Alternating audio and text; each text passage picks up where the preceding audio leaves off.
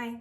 What's up, dudes? I just wanted to welcome everybody back to my new channel. If you're one of my 6 subscribers, love you. But if you're new, hi, my name is Janssen. I have started to do Get Ready With Me videos, and today we're actually going to do something a little bit different rather than me just rambling about random things. I actually wanted to go into some different psychology kind of topics with you guys, if that's okay. It's what I got my major in college. I'm by no means saying that I'm going to be an expert on anything that I am talking about. This is just solely a reason for me to dig through my old notes that I forgot that I just had saved in my Google Drive. And I just love talking about this stuff, so hopefully you do too. Like the last video, all of the products that I use today will be down in the description below, and also any of the links for sources that I'm pulling from for this topic will also be in the description below as well. Today, we're talking about IQ tests. I think this came about in my subconscious because me and my boyfriend were watching football one day. If you're wondering, if you're curious, I'm a Chiefs fan, Kansas City baby all day. He's a Rams fan, so you know, creates a little bit of good old-fashioned rivalry. It's fun. But I don't know why we were talking about this specifically, but we just started looking up like the IQ scores of different quarterbacks, just like throughout the league currently and kind of throughout history. And I noticed like the names that he was saying. Now, again, I am not like a football expert at all either, but I've just been watching it more in the last couple of years. And I know some names now. I've played fantasy football, you know, for one season. So, you know, I'm well versed on just knowing who some people are now.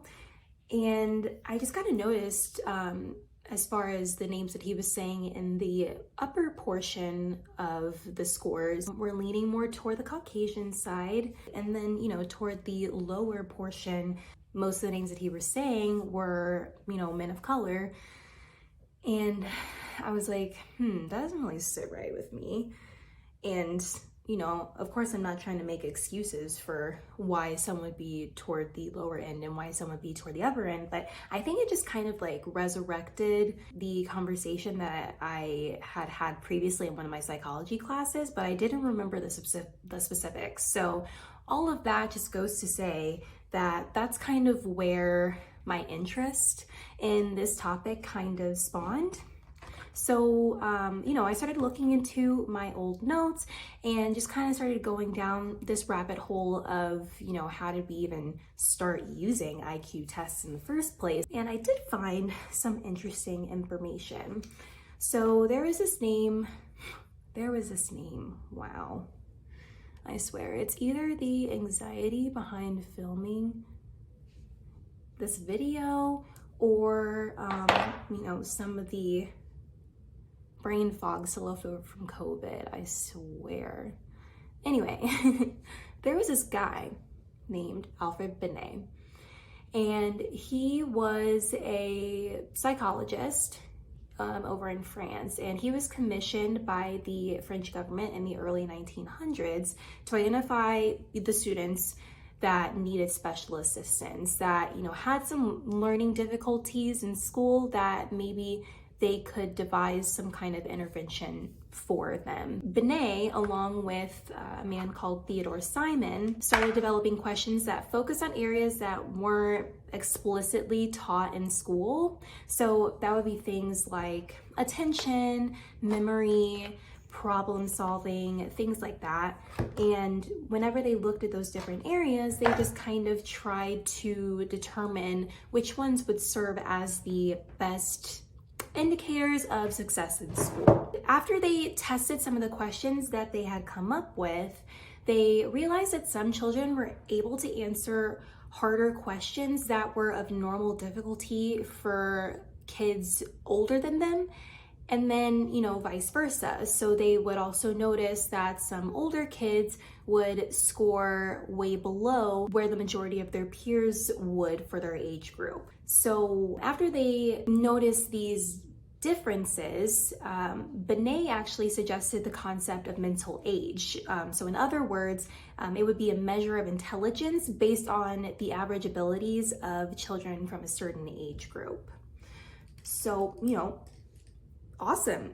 Right off the bat, not right off the bat, but, you know, once they realized this, once they were able to kind of, you know, hone the questions that they had already come up with, the Binet-Simon scale was born. And this scale is actually the basis for most intelligence tests that we still use today. Even with this test being able to kind of identify certain children that maybe didn't test as highly as they should for their age, which is great, Binet did stress the limitations of this test, meaning that he suggested that intelligence is far too broad of a concept to quantify with just a single number. Instead, he insisted that intelligence was influenced by many factors and that it also changes over time. And so, you know, it can only really be compared in children with similar backgrounds. Okay? We got that, similar backgrounds. Just keep that in mind as well, because I think some people in the future that we're going to talk about just kind of completely ignored what the co-founder of, you know, this test said about his own creation. Once the Binet-Simon scale made its way to the US, it garnered attention from a shit ton of people, including Stanford University psychologist Louis Terman. Terman standardized the original test using a sample of American participants, and he published this adapted version in 1916. So it was called the Stanford Binet Intelligence Scale, and it became the standard intelligence test that we used here in the States in the early 1900s. So this scale used a single number known as the intelligence quotient, so that's where we get IQ. And this represented someone's score, or, you know, someone's level of intelligence, roughly on this scale at least.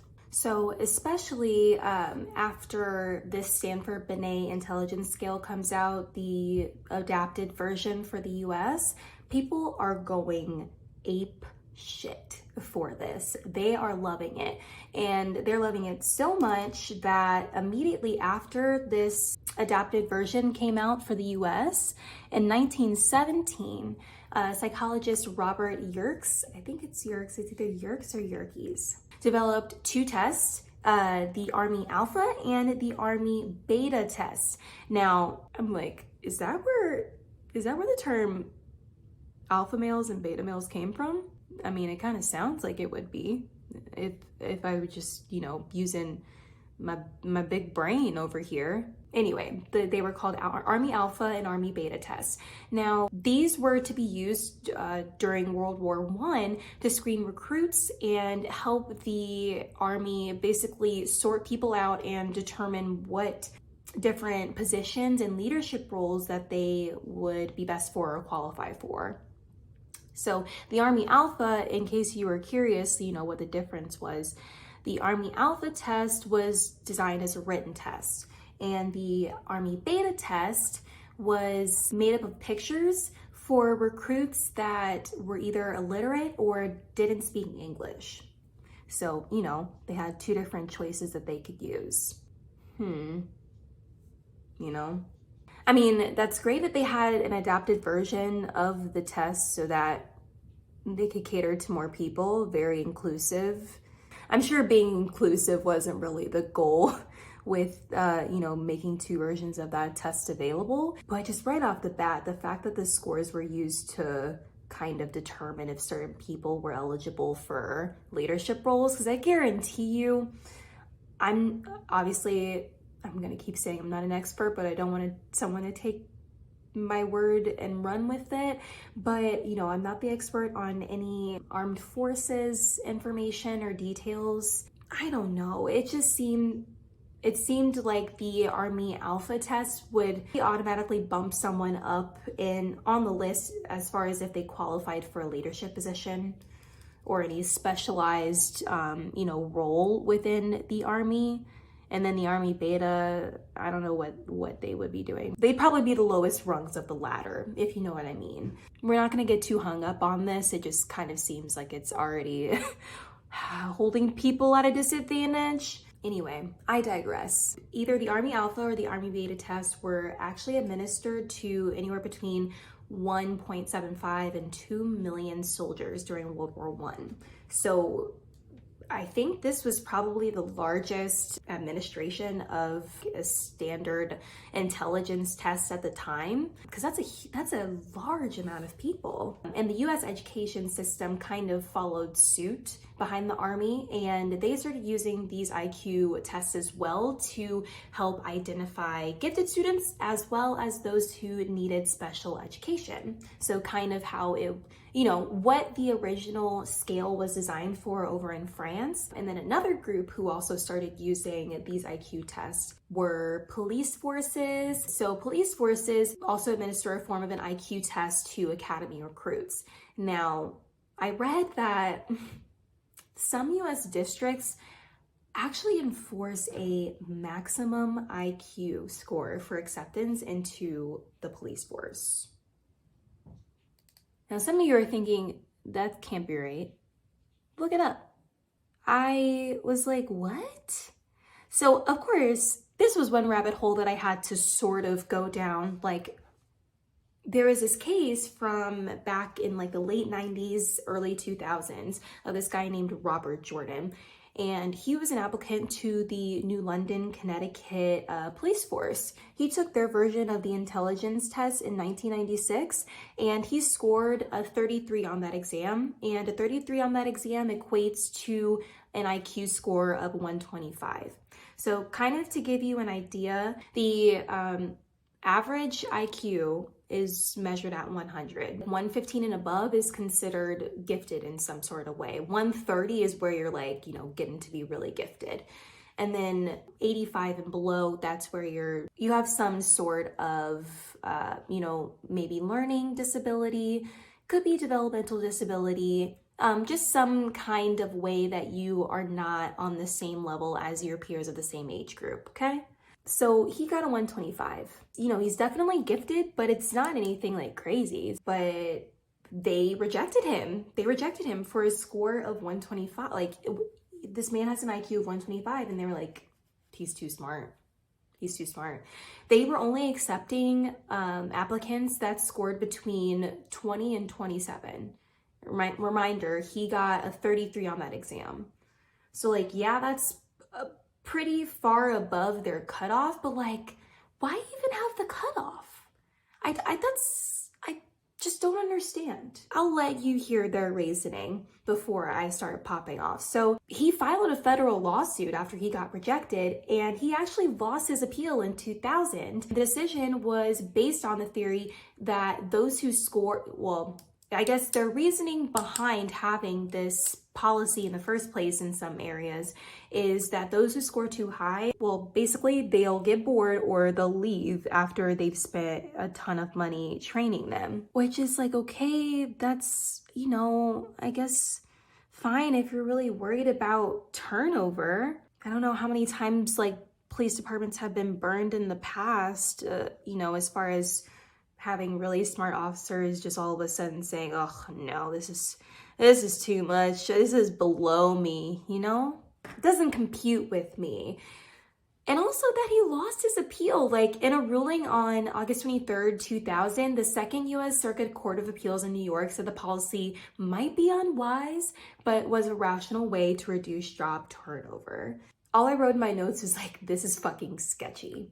Obviously, with everything that's been happening like the last 10, 15 years now with police brutality, and that being like brought to the forefront and making people understand that it's a serious issue and it happens way too often. I was reading an article. It basically stated that officers that had like at least an associate's degree were 30 to 40% less likely to use force in the field. I don't really have to look this up to just assume that it's more likely for those people to have higher IQs than the general population that may not have any advanced degrees. So I just they need to look at that.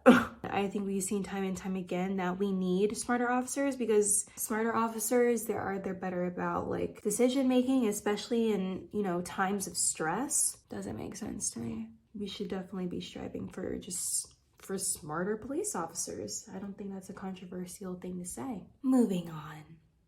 Other than it being used kind of weirdly in police forces sometimes, it was also used to screen new immigrants as they entered the US. Surprise, surprise, this actually turned out to be really problematic.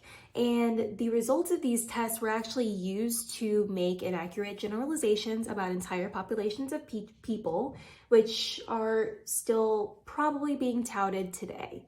Not probably, they are. I'm being way too nice to some people. So kind of going along that same note, as we have learned time and time again, nothing can stay pure forever. You know, it starts to get twisted and some people start to use it to their advantage. Ethnocentrists and eugenicists, those lovely people, they started latching on to IQ tests because they viewed intelligence and other social behaviors as being determined by biology and race already. And there were some social scientists and psychologists already kind of touting these twisted views of minorities maybe scoring lower on these exams. For example, in a 1922 book called A Study of American Intelligence, Princeton University psychologist Carl Brigham claimed that American intelligence was declining due to increased immigration and racial integration. So you're like, oh, cool. As soon as I started reading this section, I'm like, oh my God, I know where this is headed. So this led to intelligence, quote unquote, experts calling for social policies prohibiting racial mixing and immigration restrictions for certain countries. And, you know, what kind of countries do you think that they were trying to block immigration from? If you said those with Black or brown people, you would be correct. Ain't that always how it goes? And I did just want to kind of pull on the quote, you know, from our friend Louis Terman, who was actually that same Stanford University psychologist that came up with the Stanford Binet Intelligence Scale. Yeah, we thought he was a cool guy, you know, standardizing the test to be used here in the States. Let me just read this awesome quote that he had. In his book from 1916 called The Measurement of Intelligence, he said, high grade or borderline deficiency is very, very common among Spanish, Indian, and Mexican families of the Southwest and among also Negroes. Their dullness seems to be racial, or at least inherent in the family stocks from which they come. Children of this group should be segregated into separate classes. They cannot master abstractions, but they can often be made into efficient workers. From a eugenic point of view, they constitute a grave problem because of their unusually prolific breeding. God. It's like, who do you think you are? What made you so special? That's what I want to ask all of these white men from back then, like, the audacity. So because of this, because of certain experts claiming these things, IQ tests became another way to exclude and control marginalized communities using coded and scientific language. And it's like, even though countless scientists have refuted arguments like those of Brigham and Terman in the years since, citing simply a lack of evidence and weak statistical analyses. Like simple things that scientists can point to, like, yeah, that shit doesn't make sense. In the midst of all this, eugenicists set out to identify what they called the idiots and the feeble-minded through IQ test scores. And they were just trying to put a label on people's back because apparently these people threatened to dilute their precious white Anglo-Saxon genetic stock of America. You know, we can't let them dilute our greatness, our pure milky white greatness, you know? So in 1927, the US Supreme Court ended up legalizing, wait for it, they legalized forced sterilization of citizens with developmental disabilities and those who they deemed the feeble-minded. And these people were frequently identified by their low IQ scores, if not just, people just looking at them and saying, oh, they have a low IQ, which I guarantee you that shit happened too. So this decision was known as Buck v. Bell, again, happened in 1927. So this decision, unfortunately, resulted in the forced or coerced sterilization of over 65,000 people. Just think about that. Having that ability, if you're, someone that is able to have children, having that ability like taken away from you against your will. Just want to go back in time and like yell at people, And of course, these people were just disproportionately poor and of color. So this actually continued formally until the mid-1970s. Yep, you heard me right, mid-1970s. So 1927 to the mid-1970s, that's a good 50 years of that bullshit. And this only stopped because organizations like the Southern Poverty Law Center started filing lawsuits on behalf of these victims. That's the only reason why it stopped. It wasn't because the government, all of a sudden woke up and realized that they were wrong. And they were like, oh, whoa, wait, hold on. What have we been doing? No, they didn't have any realization like that. It was because social justice organizations were starting to call them out on their bullshit. Regardless of how that kind of revolution started, it did end all of these practices, formally at least. We all know it definitely could have been going on under the table still after that, but it wasn't government sponsored anymore, so yay! And only in 2015 did Senate vote to compensate the living victims of government-sponsored sterilization programs. Only in 2015. That's almost a full century after Buck v. Bell was first passed. It's just like, it's a little too late for that, don't you think? It's just a bummer, dude. I think I'm bumming myself out more now that I'm like talking through it and actually realizing it. Oof. I'm hoping that a lot of the victims were able to get compensation. I really do. But who knows, how well they've actually carried out that vote to actually compensate people. So after I have sufficiently bummed all of you guys out, you may be wondering, what's happening today with IQ testing? Honestly, the big debate right now going on is, what does it actually mean to be intelligent? It does seem like it's kind of a relative subject. And that's what some researchers argue. Like, they argue that the concept of intelligence is actually relative to a particular culture and appears differently depending on the context. Like any other cultural behaviors would. How they always say, like, burping is rude here, but in some cultures it's like, oh, it signifies, oh yeah, that meal was good as hell, Barbara. I don't know. Kind of how I think about it is like, well, intelligence wouldn't that just be what makes people succeed in a certain area? I mean, obviously I don't have the answers, and that's why the experts are having a debate about it. Those researchers that are arguing that it just really depends on the context, they gave this example of how knowledge of medicinal herbs is seen as a form of intelligence in some African communities, but it doesn't correlate with high performance on traditional Western academic intelligence tests, obviously. That's not something that is really practiced here.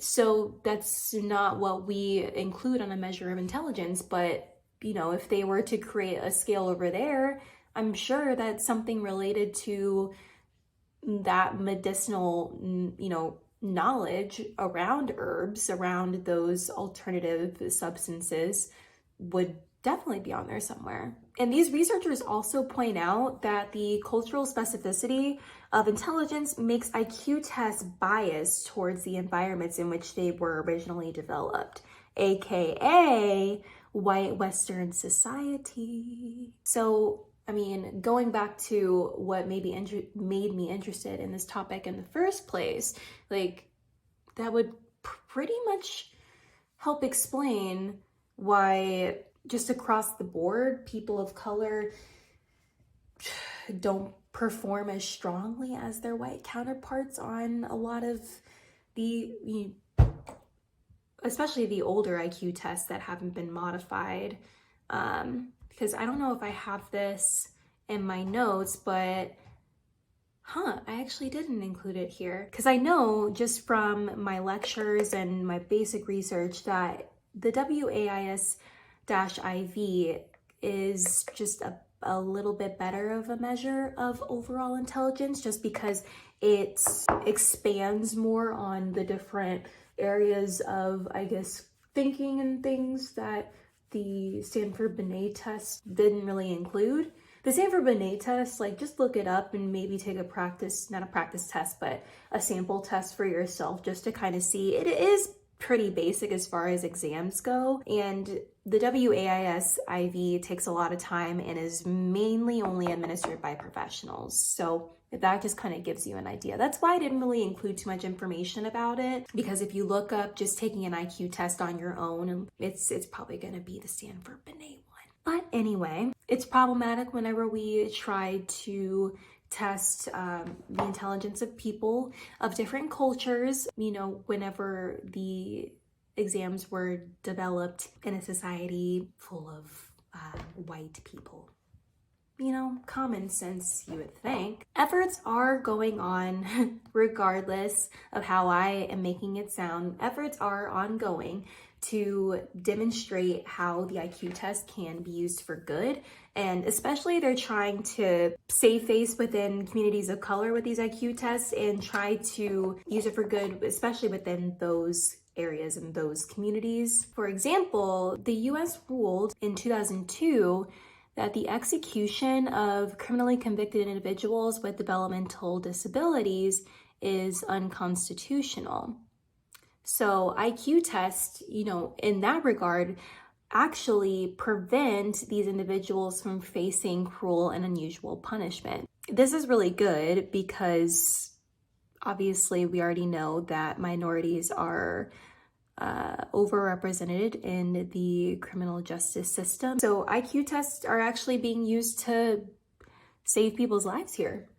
Regardless of whether or not you agree with it, at least we're ruling out, using that on people that are developmentally disabled, because obviously that's not fair if they don't understand that what they did was wrong. But also within the US education system, there has been a big push for the universal screening of students for gifted education using IQ tests. And this was one that actually was really interesting to me, because ethnic minority children and those whose parents have a low income are time and time again underrepresented in gifted education programs across the country. I'm sure eugenicists and ethnocentrists would say one thing about that, but really, I think it can be attributed to the way that gifted programs are set up sometimes in schools. In some US school districts, like admissions for these gifted programs relies on teacher recommendation. So automatically you're relying on teachers who are humans and have their own biases and preconceived notions about certain students. You're relying on them to tell you which students would excel in, the gifted program or not. So I think having, just every kid be tested with some version of an intelligence test would be a really great move, just to put everybody on the same playing field as far as having the opportunity to even be in the gifted program. But doesn't that just sound like a good idea? I don't necessarily think it'd be a great idea to actually tell the kids what their specific score was. But I do think that just using that to inform kind of what goes on behind the scenes would be really helpful to school administrators and teachers and the students themselves and those families that, you know, maybe can't, because I know like some families get their kids IQ tested just to see, but like, you know, some families can afford that. Some families maybe can't even afford to have their kid formally diagnosed with a developmental disabilities. The article that I was reading did say that it is in use in a lot of school districts now. I just know that it wasn't in use in mine. She has lashes now. So the research found that those school districts which have implemented screening measures for all children using IQ tests have been able to identify more children from historically underrepresented groups to go into gifted education.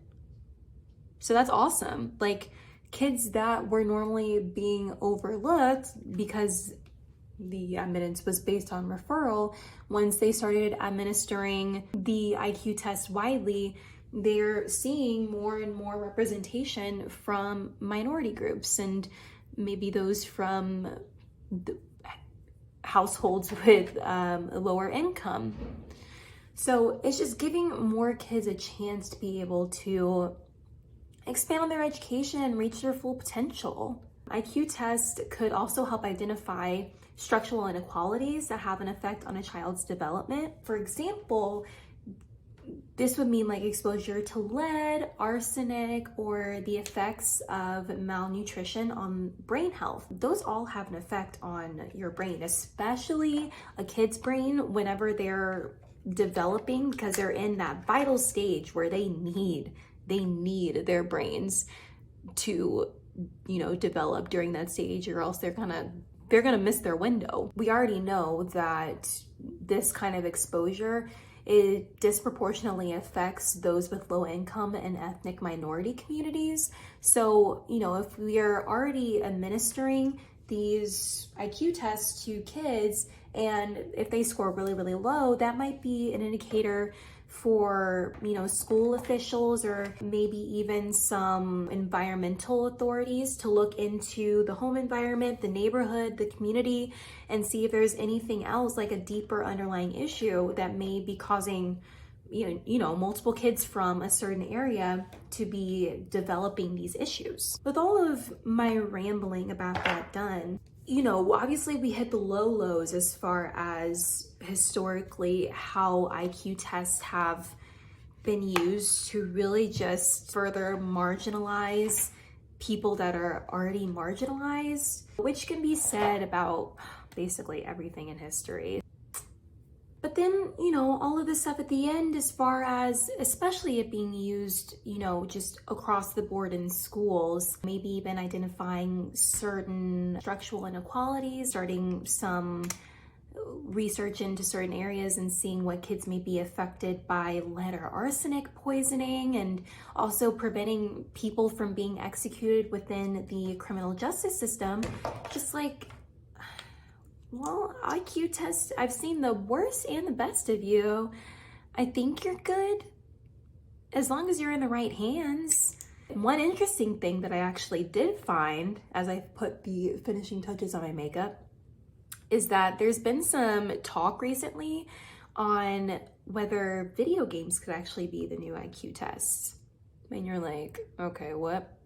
But seriously, they are saying that video games activate so many different areas of your brain. There are also different types of video games, as far as like more strategy games or first-person shooter games that target very, very separate areas of, you know, critical thinking or reaction times, things like that. Video games, we know, keep your brain active, and they can be really beneficial in learning circumstances. And also video games, they just collect so much freaking data. That's the main thing.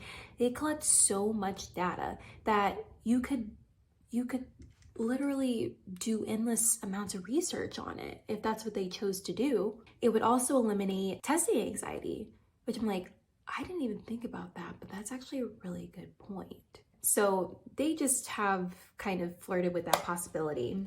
We will just have to be careful if we do venture down that road to make sure that we have, maybe we're pulling from, I don't know, we're pulling from a variety of games that have, you know, vastly different populations of who actually plays those games. Make sure that, I don't know who would be involved in that process. Probably game developers and psychologists make sure that they're diverse as well. But yeah, that's really interesting.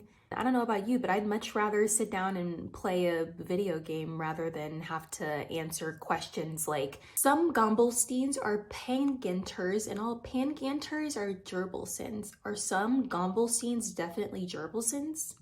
Ask yourself that. Would you rather play a video game or answer questions like that? I know what my answer is.